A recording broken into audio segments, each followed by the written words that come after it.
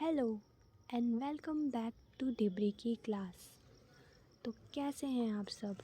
I hope सब मज़े में होंगे, अच्छा कर रहे होंगे और यहाँ तक की क्लासेस आपको समझ आ रही होंगी। मैं ऐसा मान के चल रही हूँ कि मेरी तरीक़ों से जो मैं याद कर रही हूँ जैसे वैसे आपको भी समझ आ रहा होगा और याद भी हो जा रहा होगा। तो आगे बढ़ते हैं और आज का पार्ट स्टार्ट करते हैं। Let's see. तो कल हमने स्टार्ट किया था प्रसन्न मात्र के बारे में, जो कि थर्ड रूलर था इस डायनेस्टी का।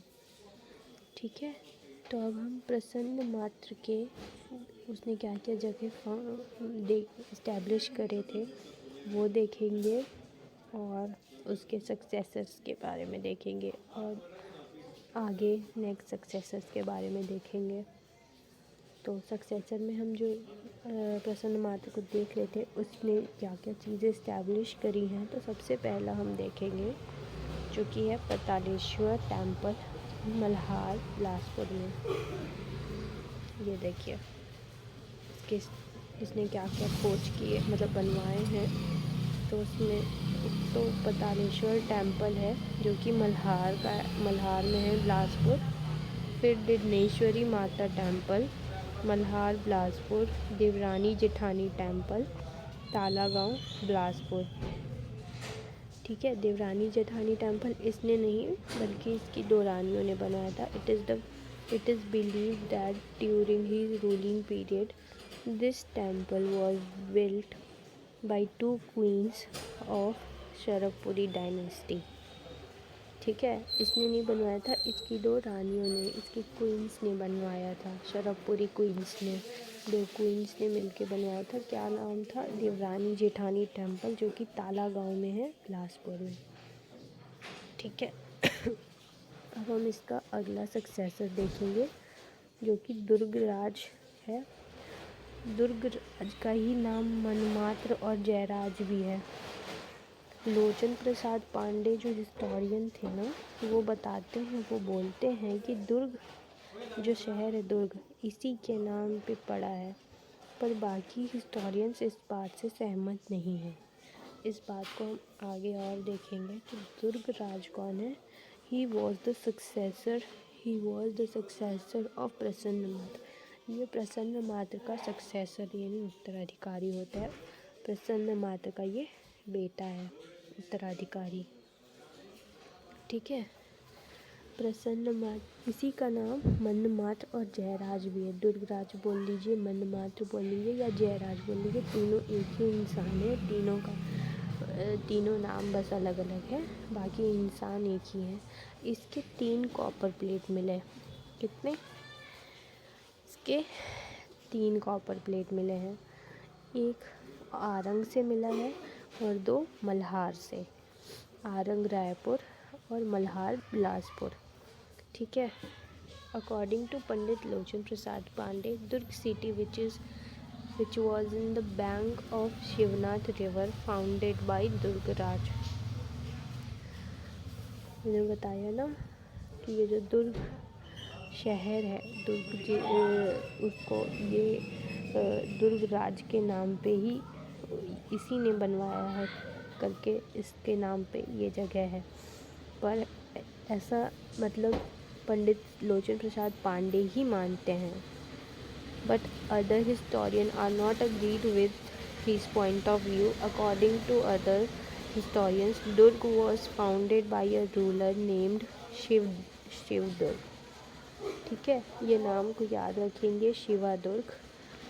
जो दूसरे हिस्टोरियंस हैं उनका ऐसा मानना है कि दुर्ग जो है, दुर्ग शहर जो है वो इसने नहीं, किसने? दुर्गराज के नाम पे नहीं या दुर्गराज ने नहीं, ये दूसरा कोई रूलर था जिसका नाम है शिवदुर्ग।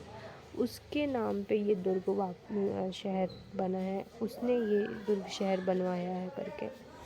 ठीक है, अब हम इसके सक्सेसर देखेंगे, सक्सेसर ऑफ दुर्गराज। दुर्गराज के कौन कौन सक्सेसर हुए? दुर्गराज के टोटल 3 सक्सेसर हुए। सुदेवराज, प्रवरराज, सुदेवराज, प्रवरराज एंड व्याघ्रराज। अब सुदेवराज के बारे में हम देख लेते हैं कि वो क्या क्या उसके मतलब इन टोटल सक्सेसर तो एक ही बनेगा ना, लेकिन इसके 3 पुत्र हुए। सॉरी मैंने सक्सेसर बोल दिया। इसके 3 पुत्र रहेंगे, सुदेवराज, प्रवरराज और व्याघ्रराज। और सुदेवराज सबसे बड़ा बेटा रहता है, ठीक है, वो सबसे बड़ा बेटा रहेगा। और बाकी तीनों बेटों के बारे में हमको देखना है।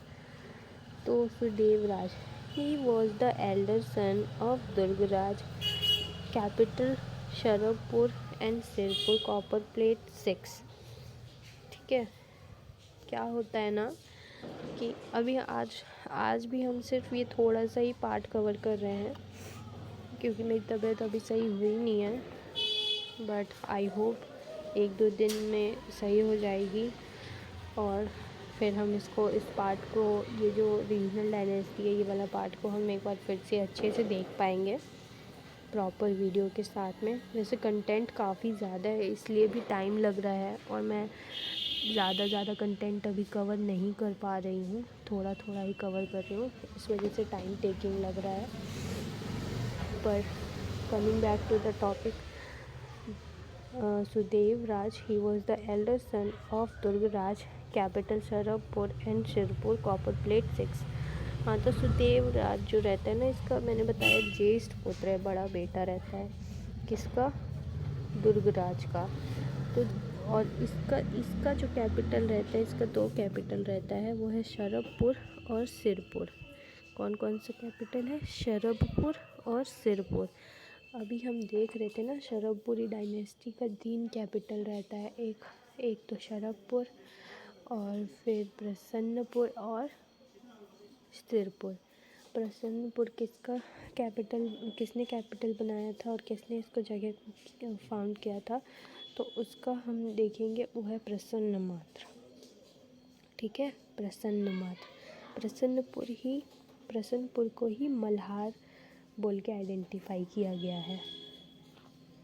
और जो रिवर का नाम उस समय प्रसन्नपुर के लिए लिया गया था, उस समय कौन सा था? निडिला रिवर, जो कि आज की क्या है? लीलागढ़ रिवर। ठीक है ना। और कैपिटल हमने देखा कि शरभपुर और सिरपुर था सुदेवराज का, इसीलिए 3 कैपिटल हमको शरभपुर डायनेस्टी में देखने को मिलते हैं। Copper plate, 6 copper plate. इसका सबसे ज़्यादा कॉपर प्लेट सुदेवराज का ही मिला है, 6। इतना ज़्यादा कॉपर प्लेट किसी का भी नहीं मिला है। और इसकी ना एक स्टोरी है, जिसकी मैं ऊपर से स्टोरी बता देती हूँ, बाकी इसका डिटेल स्टोरी जो है हम कल कवर करेंगे, कल वाले पार्ट में, जब हम सुदेवराज के बारे में और डिटेल में पढ़ेंगे तो हम कवर करेंगे। तो सुदेवराज का एक मंत्री रहता है, जिसका नाम रहता है इंद्रबल। ठीक है, और इंद्रबल को ये एक पोस्ट उस समय का होता था, सर्वाधिकारकर्ता, मतलब कि वो सारा जो काम है, डिसीजन मेकिंग वगैरह भी यही, इसके पास इंद्रबल के पास बहुत ज़्यादा पावर था। तो ये उसका जो मंत्री या सामंत बोल लो, सामंत था, सर्वाधिकारकर्ता के पोस्ट में इंद्रबल नाम का। उसको इसने बहुत सारी पावर दे रखी थी। और लास्ट में क्या होता है ना, ये शरभपुरी डायनेस्टी को ख़त्म करके एक नई डायनेस्टी की शुरुआत भी यही इंद्रबल ही करता है, समझे। तो ये बहुत ही एक उम्दा कैरेक्टर मिलेगा आपको, जो हम आगे देखेंगे। आएगा स्टोरी, जैसे जैसे स्टोरी इसकी आगे बढ़ते जाएगी तो कहानी में ट्विस्ट आते जाएगा। वैसे यही तो होता था ना। और ये उसको बहुत मानता था, बहुत ही ज़्यादा, तभी तो इतना इम्पोर्टेंट पोस्ट दिया था ना, सर्वाधिकारकर्ता, एक बड़ा पोस्ट था उस समय, इसको दे रखा था। लेकिन उस चीज़ का भी इस आदमी को रिस्पेक्ट नहीं था, इंद्रबल को, और यही अंत में ख़त्म करता है। हमने वो कहानी सुनी है ना, घर का बेदी लंका ढाए, पर ये घर का भेदी लंका नहीं ढाता है, ये तो राजा ही बन जाता है। वैसे बाद में लंका का राजा भी तो विभीषण ही बना था ना। तो ये पूरी सरवपुरी डायनेस्टी को ख़त्म करके एक नया डायनेस्टी स्टार्ट कर देता है, अपना खुद का मतलब खुद का डायनेस्टी स्टार्ट कर देता है। और फिर हम इंद्रबल की डायनेस्टी के बारे में भी हम पढ़ेंगे, डिटेल में आएगा। इसकी डायनेस्टी में कौन कौन इसके जो आने वाले वो हुए, क्या बोलेंगे, पुत्र हुए, पुत्र के पुत्र, फिर तो इनका वंश आगे बढ़ते गया ना। तो वैसा इसका हम देखेंगे कहानी। बाकी आज का तो यहीं तक था टॉपिक, और ये वाली स्टोरी को भी हम डिटेल में देखेंगे, इंद्रबल वाली, जब हम सुदेवराज पढ़ लेंगे। और सुदेवराज पढ़ने के बाद जो नेक्स्ट डायनेस्टी आएगी ना, उसमें भी ये जिक्र आएगा। और ये जो इंद्रबल रहता है ना, इसकी डायनेस्टी का और सरवपुरी डायनेस्टी के बीच में भी मैट्रिमोनियल रिलेशन रहता है। क्यों रहता है? बस वही जीतने के लिए, अपना डायनेस्टी बनाने के लिए। ये सरवपुरी डायनेस्टी की अभी मेरे को ना डिटेल में नहीं ध्यान में आ रहा है, पर ऐसा ही कुछ रहता है। इंद्रबल ही शादी किया रहता है शायद सरवपुरी डायनेस्टी की प्रिंसेस के साथ में इसकी शादी हुई रहती है। अब इंद्रबल का हुआ रहता है या इंद्रबल के बेटे का, वो मैं आपको जब नेक्स्ट डायनेस्टी पढ़ाऊँगी ना डिटेल में, तो इसके बारे में बताऊँगी। ठीक है, तो इतना समझ गए। एक बार फिर से हम देख लेते हैं कि हम क्या पढ़े थे। प्रसन्न मात्र के बारे में देखे थे, तो प्रसन्न मात्र से हम रिकॉल करना स्टार्ट करते हैं। प्रसन्न मात्र ने एक सिटी का निर्माण किया था जिसका नाम था प्रसन्नपुर निडिला नदी के तट पर था। और वही निडिला नदी आज हम उसको लीलागढ़ रिवर के नाम से आइडेंटिफाई करते हैं।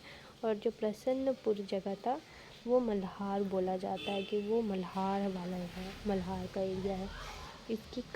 इसमें इम्पॉर्टेंट जो एक फैक्ट है याद करने वाला, वो ये है कि ये अपने शासन काल का सबसे पहला रूलर था जिसने गोल्ड कॉइन इशू किए थे। और गोल्ड के साथ मतलब सिल्वर तो सारे ही इशू करते होंगे ना, पर इसने गोल्ड भी इशू किया था। तो जो कॉइन्स इसने इशू किए थे गोल्ड और सिल्वर के, उसमें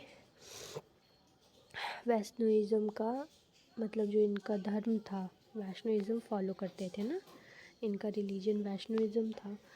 तो ये उस धर्म का उसमें सब कुछ बना हुआ था, मतलब सिंबल बना हुआ था, जैसे कि शंख चक्र और गरुड़ बने हुए थे। और इसकी करेंसी ईस्ट से लेके वेस्ट तक मिली थी। ईस्ट में कहाँ? कटक, जो कि उड़ीसा में है, और वेस्ट में चंदा, महाराष्ट्र तक मिली थी, जो कि ये दिखाती है कि इसका एम्पायर बहुत दूर तक फैला हुआ था, बहुत दूर तक इसका राज्य था। और इसने बनवाए थे अपने समय में क्या क्या? पतालेश्वर टेम्पल, जो कि मल्हार बिलासपुर में है, डिडनेश्वरी माता टेम्पल मल्हार बिलासपुर में, देवरानी जेठानी टेम्पल ताला गांव बिलासपुर में। और ये दो देवरानी जेठानी टेम्पल उनकी दो रानियों द्वारा, सरवपुर की दो रानियों के द्वारा बनाई गई थी। और इसकी कहानी यहीं तक ख़त्म हो जाती है ना। अब हम इसके सक्सेसर या इसके उत्तराधिकारी के बारे में देखेंगे। तो इसका उत्तराधिकारी कौन हुआ था? वो दुर्गराज थे। दुर्गराज का ही नाम जयराज, मनमात्र और दुर्गराज था। ये तीनों नाम उसी के थे। और इसके टोटल 3 कॉपर प्लेट मिलते हैं। एक कॉपर प्लेट आरंग से, दूसरा मल्हार और बाकी 2 मल्हार से। ठीक है। पंडित लोचन प्रसाद पांडे को ये लगता है कि इसी दुर्गराज के नाम पे दुर्ग शहर का नाम पड़ा, पर बाकी जो हिस्टोरियंस हैं वो इस बात से इत्तेफाक नहीं रखते हैं। ठीक है। उनका ये मानना है कि शिव दुर्ग करके एक राजा था जिसके नाम पे दुर्ग शहर का नाम रखा गया। फिर हम दुर्गराज के सक्सेसर के बारे में देखेंगे। अभी तो हमने देखा कि उसके 3 बेटे पढ़े हमने, सुदेवराज, प्रवरराज और व्याघ्रराज, ये 3 उसके बेटे हैं। और सब इसमें सुदेवराज सबसे बड़ा बेटा है, जिसका स्टोरी हमने स्टार्ट ही किया था कि वो उसका बड़ा बेटा रहता है, इसका कैपिटल शरभपुर और शिरपुर रहते हैं और इसके 3 कॉपर प्लेट मिलते हैं, ठीक है। और पूरी शरभपुरी डायनेस्टी में सबसे ज़्यादा कॉपर प्लेट इसी रूलर के मिले, किसके, सुदेव राज के। तो इतना ही पार्ट है आज का, आई होप समझ में आया होगा। और डोंट वरी, इस पे एक डिटेल वीडियो मैं बनाऊंगी, ये तो शॉर्ट वीडियो के रूप में आप समझ लो, शॉर्ट में है अभी, काफ़ी शॉर्ट पार्ट कवर कर रही हूँ मैं तो अभी, तो आई होप दिक्कत नहीं हो रही होगी। पर हाँ, हम इसमें टाइम निकाल के, मैंने बोला है कि इस पे डिटेल्ड वीडियो बनाऊंगी, से 1-2 दिन में मेरी थोड़ी तबीयत सही हो जाए तो मैं इस पर डिटेल्ड वीडियो बनाऊंगी ताकि आपको बढ़िया से समझ में आ जाए। फिर कल हम देखेंगे सुदेव राज को ही कंटिन्यूएशन में देखेंगे, और सुदेव राज, प्रवर राज और व्याघ्रराज के बारे में देखेंगे, और फिर इनका एडमिनिस्ट्रेटिव सिस्टम देख के और नई डायनेस्टी स्टार्ट करेंगे जो कि पांडु वंश है या सोम वंश है। कोशिश करेंगे कि हम पांडु वंश तक कल पहुंच जाएं, कल हम स्टार्ट कर लें ये तीनों चीज़ें कंप्लीट करके। Bye bye, good night, take care.